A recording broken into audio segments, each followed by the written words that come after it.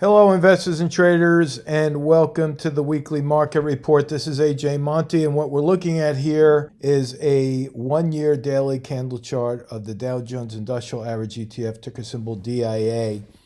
And as I zoom in here, you will see the lines that I drew from last week right here. Let me zoom in a little bit more so you can see that. And I said last Friday we saw this hammer pattern here, long shadow underneath, giving us an indication that the buyers were moving in, especially on the close last Friday. And what happened? We rallied right back up. Now this line right here was my forecast, the end of the line being my target. So it should be obvious to see that we blew right past that target and even blew past this resistance point right here. So what does that mean for next week? Now, in order to make this clear for you, let me erase all of these lines and start right at the top, right there. That candle is a nice green candle on higher volume. Normally, that would be bullish. So we will check that off as a slightly bullish indication. But what's got my attention right now is the fact that we have a long stretch of green. We have 3, 6, 8 green candles in a row, and that's known as a stale green light. So while we do have a higher volume, I would expect a lower volume day on Monday, possibly a doji or some type of a red candle up here. And then I think we're going to start to pull back. Why do I think that? Because the oscillators down here are showing a weakness in that momentum. We see the stochastics right here at the higher level for the month, right there, overbought, hasn't turned yet. But the more sensitive indicator right here is the CCI. Now, I just did a call with John Nigerian and the team there at Market Rebellion, and I pointed out the CCI having the most powerful signal in the CCI is when you have divergences. Notice we have a high back here on a higher CCI, but today we close with a higher price on a lower high for the CCI. That's known as a negative divergence. So again, I'm standing with that forecast that we're going to go lower. If you need a price target for the diamonds, that's going to be 267.66. And now I will move on over to a more broad-based index, which is the Russell 2000. Same scenario, except the Russell 2000 has a bullish candle right there. That's a bullish engulfing pattern. So let's take this one step at a time. Last Friday, I said we would most likely move up. We did move up over that slight resistance here, and we continue to go higher.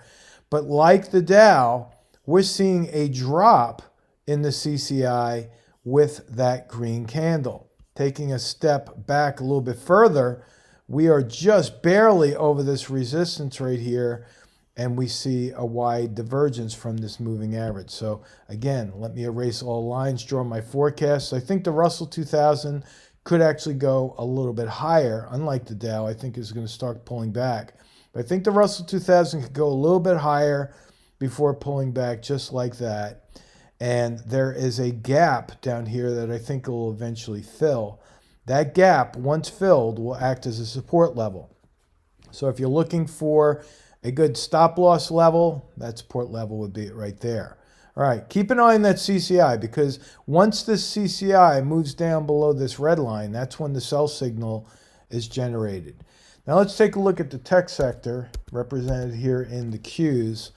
The Qs went up exactly as I said it would. Look at that. Right here was Friday, Monday, Tuesday, Wednesday, Thursday, today, Friday again. The end of the line being my target, I said we would most likely test that resistance.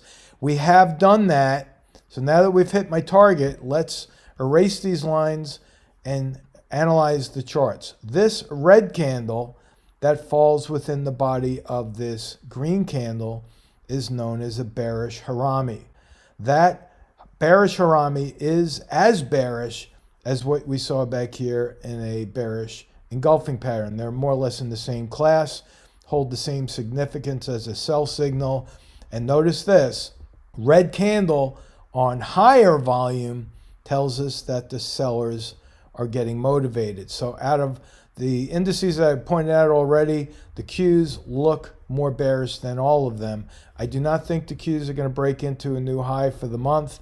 I think, in fact, it's going to pull back to fill this gap. By the time the stock pulls back to this gap fill point, the moving average will have gravitated up, so we'll have more or less an intersection of price on the moving average. All right, now moving down to the oscillators, it's obvious to see that the stochastics is starting to turn lower. The CCI has already turned lower, and we are very close. In fact, we are just 2 hairs away from creating a sell signal right there. As that blue line, the CCI, crosses below the plus 100 mark, that's when the sell signal is generated. Notice one thing. See the angle in which I drew my forecast line? That more or less mimics the angle that we see in the speed line right here. So when you're drawing speed lines, what you want to do is more or less intersect the mean, and you'll see that there's similar angles right here. So all I did is I took that same angle and I just transposed it over to the side from that high and then drew it to fill the gap. So that's how I'm drawing my forecast right there. Now let's go to the VIX, and then I'm going to close with the S&P, or the spiders. Last week, I said that the VIX would most likely break out below support. It did exactly that.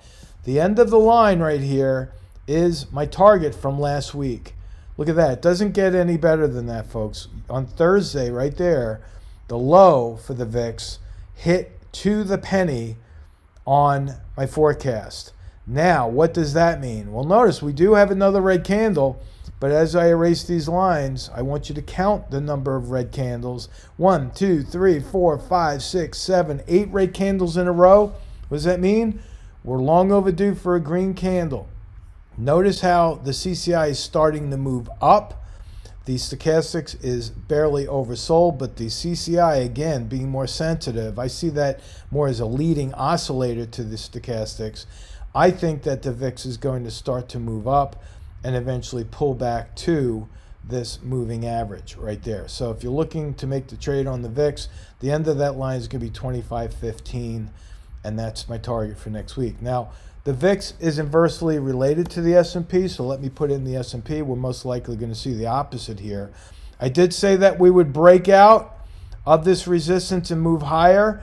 End of the line right there, as I zoom in for you, the end of the line is my target. We hit that on Wednesday to the penny, opened up on Thursday to the penny, trade a little bit higher, but we have this long stretch of green right there. And as I erase these lines, I want your eye again to gravitate down to the CCI. See down here, we are seeing higher highs on this stale green light, but we're seeing lower highs.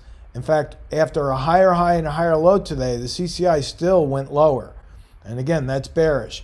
I'm expecting the CCI to move lower and actually cross with a sell signal. When the CCI crosses below the 100 mark, the sell signal is generated. So I think that we're going to see the S&P pull back again, possibly to fill this gap, and by then the moving average will be up. So I think we're going to see a reversion back to, not necessarily the mean, but a reversion back to the moving average, a retraction to it, and then we could look for new buying opportunities as this gap fill area acts more or less as a support level. So that's it for our weekly market report. You have a great weekend, and I'll talk to you next week. So long.